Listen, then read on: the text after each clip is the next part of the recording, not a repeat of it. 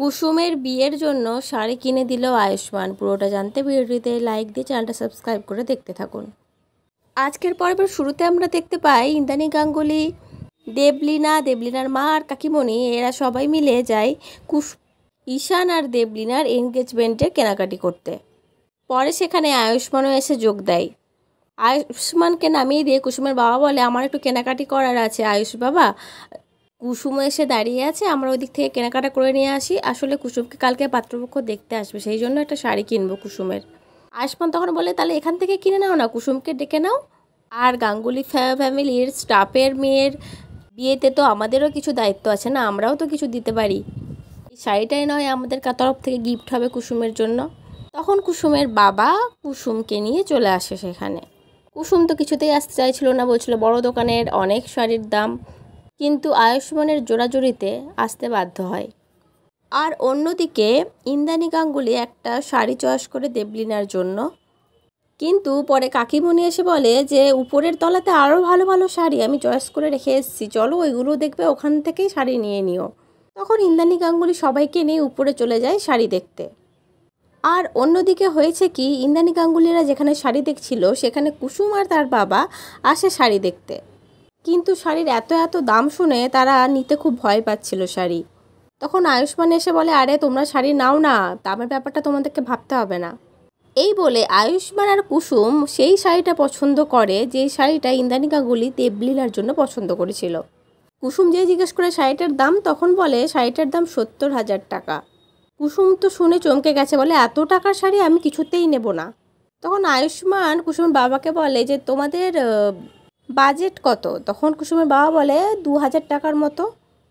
তখন আয়ুষ্মান দোকানের মহিলা স্টাফটিকে হাত দিয়ে ইশারা করে একটু, যে বাকি দামটা আমি দেব, তুমি শুধু একটু অ্যাডজাস্ট করে নাও।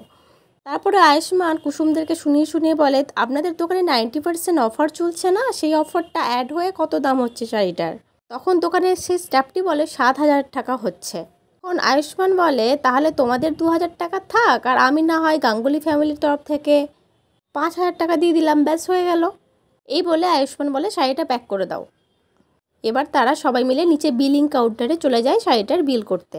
অন্যদিকে ইন্দ্রাণী গাঙ্গুলি এরা সব উপরে গেছিলো কাকিমণির কথা শুনে শাড়ি দেখতে, কিন্তু সেখানে একটাও শাড়ি পছন্দ হয়নি তাদের। ইন্দ্রাণী গাঙ্গুলি তো খুব রেগে মেগে কাকিমণিকে বলতে থাকে, এতদিন আমাদের ফ্যামিলিতে থাকলি তবু তোর কোনো রুচিবোধ হলো না বল? ওইসব শাড়ি কোনো ভালো শাড়ি, পরার শাড়ি, এনগেজমেন্টে পরার শাড়ি এগুলো? এই বলে রাগ দেখাতে থাকে। তারপরে নিচে স্টাফকে এসে বলে, আমি যে শাড়িটা চুজ করে রেখে গেছিলাম সেই শাড়িটা প্যাক করে দাও। কিন্তু দোকানের স্টাফ সেই শাড়িটা খুঁজে পায় না। পরে দোকানের মালিক এসে বলে সেই শাড়িটা অলরেডি বুক হয়ে গেছে আর নিচে বিলিংয়ের জন্য পাঠিয়েও দেওয়া হয়েছে। ইন্দ্রাণী গাঙ্গুলিরা সবাই তাড়াতাড়ি করে নিচে যাওয়ার জন্য বেরায়, যাতে শাড়িটা অন্য কেউ নিয়ে না চলে যায়, যাতে ওরাই শাড়িটা পায় সেজন্য। কিন্তু ওরা যাওয়ার আগেই কুসুমরা বিলিং করে সেখান থেকে শাড়িটা নিয়ে চলে যায়। মানে আয়ুষ্মানই কুসুমের বাবাকে বলে যে কালকে তো তোমার মেয়ে কুসুমকে দেখতে আসবে, তুমি আজকে একটু তাড়াতাড়ি চলে যাও বাড়ি গিয়ে দেখা হচ্ছে তোমার সাথে। কুসুমের বাবা কিন্তু যেতে চাইছিল না, বলছিল তোমাকে নিয়ে তারপরে যাব। তখন আয়ুষ্মান বলে, তোমাকে অর্ডার না করলে কিন্তু তুমি আমার কথা শুনবে না দেখছি, যাও চলে যাও, আমি ঠিক পরে চলে যাব, বাড়িতে দেখা হচ্ছে। এই বলে আয়ুষ্মান ফোনে কথা বলতে বলতে চলে যায়। তখন কুসুমের বাবা কুসুমকে নিয়ে বেরিয়ে চলে আসে।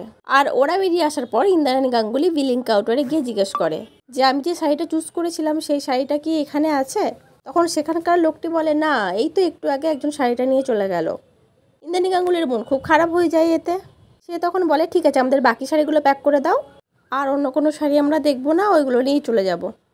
খুব মন মরা হয়ে ইন্দ্রাণী গাঙ্গুলি সেখান থেকে চলে যায় সবাইকে নিয়ে। আর অন্যদিকে কাকিমণি ফোন কাটতে থাকে যে হয়তো দেবলীনার ভাগ্যে ওই শাড়িটা ছিল না, সেই জন্যই দেবলীনা পেল না, এইসব আর কি। এবার দেখার পালা বন্ধুরা, কুসুম যখন শাড়িটা পরবে তখন তাকে দেখে দেবীমার রিয়াকশন কী হবে, মানে ইন্দ্রাণী গাঙ্গুলি সে কি খুব রেগে যাবে নাকি মেনে নেবে সবটাই, সেটাই দেখার। তো পরবর্তী আপডেট নিয়ে তাড়াতাড়ি আসে, সঙ্গে থেকো, সাথে থেকো, চ্যানেলটা সাবস্ক্রাইব করে দিয়ে ভালো থেকো সবাই, ধন্যবাদ।